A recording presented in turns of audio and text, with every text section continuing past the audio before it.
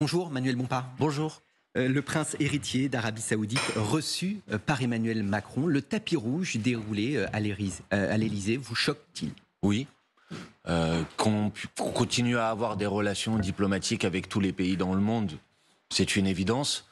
Qu'on déroule le tapis rouge à un dirigeant qui est manifestement impliqué dans l'assassinat d'un journaliste en 2018, qui est dans un pays qui est pointé du doigt régulièrement par les associations de défense des droits de l'homme pour des pratiques, des procès arbitraires, des exécutions, des pratiques qui sont très éloignées du respect des droits de l'homme, qu'on Alors, déroule comment le tapis maintenir rouge. le lien avec cette puissance, ce pays Est-ce que Emmanuel Macron ne fait-il pas de la réelle politique, tout simplement? Non, mais encore une fois, c'est deux choses l'une. C'est pas tout à fait la même chose de dire il faut continuer à discuter avec tout le monde. Bien sûr qu'il faut discuter avec tous les pays dans le monde et de leur dérouler le tapis rouge, de les recevoir à l'Élysée, parce que symboliquement, ça envoie un message qui est un message très clair, c'est que finalement la France n'a rien à redire des pratiques politiques et des pratiques inacceptables qui ont lieu dans ce pays. Moins de transparence. Non, je ne parle pas de transparence. Je ne parle pas de transparence. Les relations diplomatiques, elles peuvent exister sans pour autant dérouler le tapis rouge et recevoir à l'Élysée en grande pompe un dirigeant. Donc je trouve, oui, que c'est extrêmement choquant ce qui va se passer aujourd'hui. Sur le fond de cette visite, du côté de l'Élysée, on rêve que le prince héritier d'Arabie Saoudite fasse levier pour convaincre les pays émergents à condamner l'invasion russe de l'Ukraine. Cela va plutôt dans le bon sens, cette pression diplomatique pour mettre un terme à ce conflit. Je suis pas sûr qu'on ait besoin de Monsieur Ben Salman pour ça, mais que l'on fasse en sorte d'actionner une action diplomatique pour isoler petit à petit la Russie sur la scène internationale et faire en sorte qu'on puisse arriver à obtenir la paix le plus rapidement possible. Oui, ça me paraît nécessaire. C'est pour ça que je vous disais tout à l'heure que ce n'est pas la même chose que de maintenir des relations diplomatiques avec l'ensemble des pays. Par exemple, il faut continuer à le faire aussi avec Vladimir Poutine, mais ce n'est pas la même chose que de le recevoir à l'Élysée comme ça va être le cas aujourd'hui. Personne n'aurait à l'esprit, par exemple, de dire que Monsieur Poutine doit venir à l'Élysée et qu'on va le recevoir en grande pompe, vous comprenez? Donc, il me semble que là, il y a un message, un signal, un symbole qui va être envoyé aujourd'hui qui me paraît désastreux pour la France. Et vous y voyez l'importance, la dépendance de notre pays aux hydrocarbures. C'est pour vous la raison? Peut-être le sujet des ventes d'armes? Manifestement, il y a des indignations à géométrie variable en fonction de l'intérêt économique ou de la puissance économique ou stratégique d'un pays. Donc oui, bien sûr qu'il y a cette dépendance, ce qui doit nous amener aussi à penser, même si c'est bien évidemment un autre sujet, à comment petit à petit notre pays sort de cette dépendance aux hydrocarbures, parce qu'on voit bien que ça le contraint à des formes de gesticulation sur la scène internationale qui, de mon point de vue, sont une remise en cause de nos droits fondamentaux, de nos libertés fondamentales, de nos convictions en matière de respect des droits de l'homme sur la scène internationale. Sur ce sujet toujours de la diplomatie, un nouveau sujet de crispation entre la France et l'Algérie. Par décret, le président algérien Tebboune a rétabli dans certaines situations un couplet de l'hymne algérien, le 3e, qui vise nommément la France. On peut y entendre « Ô France, voici venu le jour où il te faudra rendre des comptes ». Un geste qui n'est pas anodin. Vous le lisez comme ça également. On sait qu'il y a un durcissement des relations entre Paris et Alger. Bah, écoutez, l'Algérie est un pays souverain, indépendant, qui prend les décisions qu'elle souhaite. Mais manifestement, ça s'inscrit effectivement dans une montée de tensions dans la relation diplomatique. J'ai entendu des responsables politiques français prendre la parole ces derniers temps pour dire qu'il fallait par exemple remettre en cause un accord bilatéral qui existe entre la France et l'Algérie, qui date de Édouard 1968. Philippe, l'ancien Premier ministre, qui propose effectivement une remise à plat de l'accord de 1968 sur la gestion des flux migratoires. Bon, par exemple, donc vous voyez bien que si chacun a des prises de position unilatérales qui peuvent sonner pour l'autre comme des provocations, on risque pas de se retrouver dans une situation qui soit une situation apaisée. Donc moi, je souhaite que cette relation diplomatique, elle s'apaise. Après, il appartient à chaque pays qui est souverain, qui est indépendant et qui a la liberté de prendre les décisions. Vous diriez que la France a toujours une mentalité dominatrice vis-à-vis de l'Algérie? Bah, en tout cas, je pense que la France a du mal à sortir de, pas seulement vis-à-vis de l'Algérie, vis-à-vis de l'ensemble des pays d'Afrique notamment, a du mal à sortir d'une vision qui est effectivement une vision de dominant et de toujours considérer ces pays comme des pays dominés. Donc oui, je pense qu'on a du mal à sortir de cette situation. Et vis-à-vis de la relation entre la France et l'Algérie, on sait que ça fait référence à une histoire qui est une histoire complexe, douloureuse. Et donc je pense que être raisonnable sur ce sujet, c'est éviter les provocations qui viennent raviver ou réouvrir des plaies qui sont des plaies qui ont toujours été difficiles à cicatriser. Vous en parliez à l'instant, hein, ce sujet de la réforme de notre politique d'immigration, avec des propositions formulées, notamment par l'ancien Premier ministre Édouard Philippe. Dans un entretien au Figaro de ce jeudi, Elisabeth Borne se dit prête à des compromis avec la droite sur ce futur projet de loi immigration. Est-ce que vous pensez d'ailleurs, en tant que député, que vous serez amené à voter sur un texte à l'automne, dit-on, du côté du gouvernement? Je ne sais pas. J'ai entendu l'hypothèse de l'utilisation à nouveau de l'article 49.3 sur la table. Donc je ne sais pas si on pourra voter ou pas. En tout cas, je souhaite qu'on puisse voter sur ce sujet. A priori, c'est pas quand même l'option la plus c'est vrai, mais cette hypothèse semble exister. Donc, mais moi, je souhaite qu'on puisse voter. Je souhaite qu'on puisse voter sur ce sujet, comme j'aurais souhaité d'ailleurs qu'on puisse voter sur la question des retraites. Vous pensez qu'il y a un besoin de légiférer à nouveau sur le sujet de l'immigration? Non, je pense qu'on multiplie, on enchaîne les lois sur le sujet. Une vingtaine et manifestement, en 20 ans. Plus même. Et manifestement, ça ne règle pas les difficultés qui peuvent être observées. Donc à un moment, il faut peut-être se poser la question, savoir s'il ne faut pas changer de logique. Je considère que sur ce sujet, à nouveau, on est dans la communication. On parlait tout à l'heure, par exemple, de la remise en cause de l'accord entre la France et l'Algérie. C'est, à mon avis, typiquement une proposition démagogique et une proposition de communication. Je pense que si on veut s'attaquer sérieusement à cette difficulté, d'abord, je voudrais rappeler que c'est aussi des drames humains. Je voudrais rappeler ce qui s'est passé en Grèce. 78 personnes noyées. À ce stade, c'est ce bilan à ce stade, il risque malheureusement d'être beaucoup plus lourd. Et je pense que la politique qui consiste à n'envisager la question migratoire qu'à travers la question de la répression ou d'empêcher les gens de venir, elle produit et elle conduit aussi ce type de drame. Parce que je ne suis pas le porte-parole du gouvernement, mais on explique bien que ce texte est équilibré et qu'en quelque sorte, il y a la possibilité à la fois de durcir certains aspects de notre politique, mais à la fois aussi d'aménager l'accueil. Je vais venir sur ce sujet, mais je veux juste d'abord dire, parce que ce qui s'est passé en Grèce est extrêmement grave et est épouvantable, et qu'il faudra qu'il y ait une enquête sur ce sujet. Parce que manifestement, vous avez des autorités grecques, l'agence Frontex, qui étaient informées de la situation de détresse dans laquelle était ce navire et des risques que ça faisait peser sur les personnes. Selon les premiers éléments, Frontex dit effectivement les appels ont été refusés. Les appels. Bon, donc à un moment, il faudra quand même poser cette question. Maintenant, sur la proposition de loi qui est examinée en France, je pense qu'elle est démagogique. Je pense qu'elle ne répond à aucune des problématiques qui sont posées, parce que si on veut s'attaquer sérieusement à ce problème, il faut poser la question des causes qui génèrent les migrations, des raisons qui poussent les personnes à quitter leur pays. Donc, de la responsabilité que peut avoir la France ou l'Union européenne, par exemple, dans des accords économiques de libre-échange qui appauvrissent un certain nombre de ces économies. De notre rôle à l'échelle internationale pour mettre un terme le plus rapidement possible aux conflits guerriers qui poussent des gens à l'exode. Je pense que si c'est pas, ou encore, parce que c'est un sujet qui va être encore plus problématique ces prochaines années, de la question climatique et des migrations climatiques qui vont être rendues indispensables. L'ONU révélait que le monde comptait 110 millions de personnes forcées de fuir leur foyer pour différentes raisons, dont des sujets climatiques. Et vous le savez, en matière climatique, ça va malheureusement on vous entend augmenter. Sur ce sujet. Donc je pense que c'est ce sujet qu'il faut. Je réponds juste. Je pense que c'est ce sujet sur lequel il faut s'attaquer et cesser les choses démagogiques, comme par exemple cette fameuse volonté de remettre en cause l'accès aux soins pour les personnes migrantes, alors que tout le monde sait que c'est absurde, parce que si vous soignez pas une personne qui est sur le territoire national alors qu'elle est porteuse d'une maladie, cette maladie risque de se généraliser ou de se déployer à des personnes qui ont des papiers. On a vu récemment dans la presse Éric Ciotti, le patron du parti Les Républicains, demander à être reçu par Emmanuel Macron sur ce sujet. Est-ce que vous dites, moi aussi, je souhaite voir le président pour lui exposer notre point de vue sur cette question migratoire? Mais notre point de vue sur cette question migratoire, nous l'avons déjà exposé, nous continuerons à l'exposer. Il y aura un débat parlementaire sur l'Élysée. J'ai pas besoin d'aller à l'Élysée sur ce sujet. Et puis j'observe que de toute façon, vous serez peut-être invité sur le sujet institutionnel. Ah ben pourquoi pas. Mais de toute façon, attendez, moi je ne refuse aucune invitation s'il s'agit de discuter et de de parler. Je dis juste que là, je vois pas pourquoi ce sujet serait traité différemment d'une pratique parlementaire normale, c'est-à-dire que les députés puissent avoir la possibilité de faire des contre-propositions et de voter. Par contre, c'est clair, si le gouvernement souhaite utiliser le 49.3, j'y serai opposé, comme j'étais opposé à l'utilisation du 49.3 sur la réforme des retraites. Une question d'actualité, la manifestation des opposants au chantier de la ligne Lyon-Turin a finalement été interdite par les autorités en raison de risques de débordement.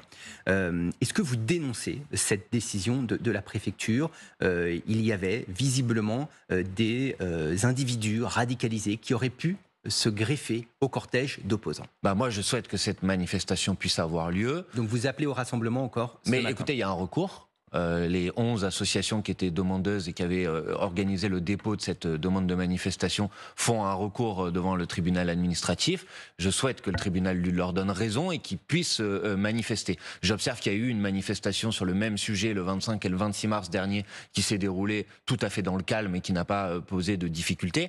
Qu'hier encore, il y avait une manifestation des partisans du projet qui ont aussi le droit de manifester même si je suis pas d'accord avec eux et qui s'est déroulée dans le calme. Donc il n'y a pas de raison que les opposants à ce projet, qui est un projet extrêmement nocif pour l'environnement, puisqu'il va artificialiser 1500 hectares de terres agricoles, qui va faire peser des risques sur l'eau, que les opposants à ce projet, qui ont des raisons légitimes de manifester contre ce projet, je souhaite qu'ils puissent manifester. D'ailleurs, nous serons présents à cette manifestation. Il y a eu le lancement d'une commission d'enquête populaire, et non pas parlementaire, mais populaire, à l'initiative de votre formation, de responsable de votre formation politique, pour dénoncer la légalité du tracé.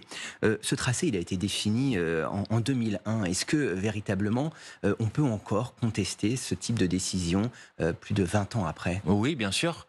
D'abord parce que par rapport à 2001, je pense qu'il y a une prise en compte et une prise de conscience des enjeux climatiques, environnementaux, de défense de la biodiversité. Et développer le ferroviaire par rapport au routier, mais bien sûr qu'il faut développer une bonne alternative. Bien sûr qu'il faut développer le ferroviaire plutôt que le routier. Mais après, la question est posée de quel ferroviaire nous voulons développer. Ce projet est un projet qui a un coût faramineux. Je crois que c'est 26 milliards d'euros. Moi, je préférerais que ces 26 milliards d'euros, on les mette par exemple pour développer des lignes de transport du quotidien, pour cesser la fermeture des petites gares et des petites lignes, pour désenclaver un certain nombre de zones rurales, pour faire en sorte qu'il puisse y avoir des RER dans les grandes villes et pas seulement en région parisienne, pour faire en sorte qu'on ait moins besoin d'utiliser sa voiture et qu'on puisse au contraire avoir des transports en commun. Il y a déjà une ligne existante. Il y en a déjà une qui existe. Pourquoi mettre 26 milliards d'euros en partenariat public-privé, c'est-à-dire que c'est le public qui va payer, mais c'est le privé qui va ensuite engranger les bénéfices pendant des années et des années? Pourquoi gâcher comme ça de l'argent public alors qu'effectivement on a besoin d'investissements publics massifs dans les lignes du quotidien? Donc je pense que ce projet est un mauvais projet, que ça ne doit pas être notre priorité, qu'il faut s'y opposer, qu'il faut y mettre un terme et faire en sorte d'investir ça davantage dans les besoins du quotidien. Manuel Bompard, je disais, vous êtes le coordinateur de la France Insoumise. Demain, vous réunissez des cadres, des élus, des militants de votre formation politique. Alors, ce n'est pas une grand-messe, dit-on, mais un moment pour travailler. Il y a des interrogations, vous les avez lues, sur le manque de démocratie interne au sein de votre formation. Ce sera un sujet demain, tout simplement. Mais cette organisation, la structure de la France. Mais on peut discuter de tout, bien évidemment, à la France Insoumise, et l'existence même de cette réunion, qui s'appelle une assemblée représentative, qui permet à des militants issus de chaque département du pays et appartenant à des groupes locaux de la France Insoumise de pouvoir venir échanger sur notre stratégie, notre organisation, nos priorités. L'existence même de cette initiative, de cet événement, démontre qu'à la France Insoumise, bien évidemment, il y a un fonctionnement qui est un fonctionnement démocratique et collectif. Et transparent. Mais quand on lit... qui est tout à fait transparent. D'ailleurs, vous avez l'ensemble des documents qui vont être discutés demain, qui sont publiés, auxquels tout le monde peut avoir accès. Quand on lit dans la presse, c'est un témoignage anonyme. LFI, c'est la propriété privée de Jean-Luc. Il a l'argent et choisit la couleur des volets. Le concierge, c'est Manu. Oui, c'est bon. C'est pas très... C'est pas très sympathique d'abord, mais ça, à la limite, c'est pas grave. Mais moi, j'ai arrêté de lire la presse pour savoir comment la France Insoumise fonctionnait. Écoutez, la France Insoumise, elle a eu, par exemple, un investissement énorme dans la bataille des retraites. La France Insoumise, c'est 300 réunions publiques organisées partout. C'est une caisse de grève. On a réuni 1 million d'euros qu'on a reversé à des salariés qui sont en grève. On a distribué plus de 20 millions de tracts depuis le 1er janvier. Il y a 30 000 personnes qui ont rejoint la France Insoumise. Il y a 350 nouveaux groupes qui ont été créés, des groupes locaux locaux. Donc la France Insoumise, elle va très bien, la France Insoumise se développe, et ses militants, ils ont eu un investissement considérable dans Manuel la bataille Bompard, des retraites. il y a un sujet sur l'orientation aussi, la ligne politique de votre formation. Certains dénoncent l'influence trop importante du Parti ouvrier indépendant, un parti trotskiste. C'est mais écoutez, le début de l'engagement de Jean-Luc Mélenchon. C'est ridicule. Je vais vous dire franchement, c'est ridicule. Il y a à la France Insoumise des militants qui ont le droit de militer à la France Insoumise et dans un autre parti politique. Il y en a qui peuvent militer au Parti ouvrier indépendant, il y en a qui peuvent militer au parti de gauche, il y en a qui peuvent militer à Rêve, qui est le parti de Aymeric Caron, il y en a qui peuvent militer à Picardie Debout, qui est le parti de François Ruffin. Et on peut tout à fait être membre de la France Insoumise et membre d'une autre organisation politique. Et les militants de cette organisation politique, puisque c'est sur celle-ci que vous m'interrogez, ont exactement les mêmes droits, les mêmes devoirs que l'ensemble des autres militants de la France Insoumise, qui soient ou pas membres d'une autre organisation politique. Donc ce papier que j'ai lu est un papier franchement ridicule. Donc ça fonctionne pas comme ça à la France Insoumise. À la France Insoumise, il y a des groupes d'action. À la France Insoumise, tout le monde est le bienvenu.